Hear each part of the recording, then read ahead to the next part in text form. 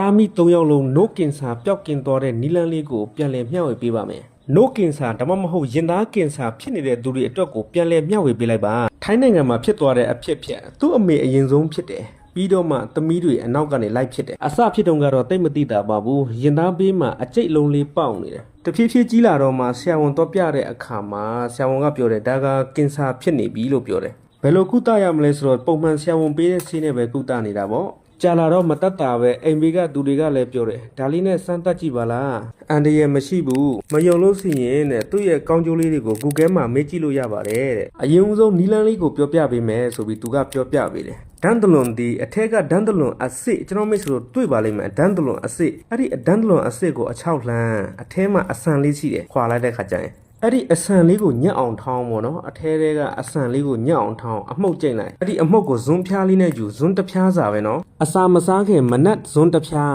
ညနေဇွန်းတစ်ဖျားအုံးရည်နဲ့တောက်ပြီးရင်သားကင်ဆာအတွက်နေ့တိုင်းတောက်ပြီးပုံမှန်လေးမရှိလို့တောက်ပြီးပျောက်သွားတဲ့သူရဲ့အတွေ့အကြုံကိုပြန်လည်မျှဝေပေးလိုက်ပါနဲ့ဒန်တလွန်သေးအစစ်အဆန်အထဲကအဆန်အမှုတ်ဇွန်းဖျားလေးနဲ့တစ်ဖျားစာ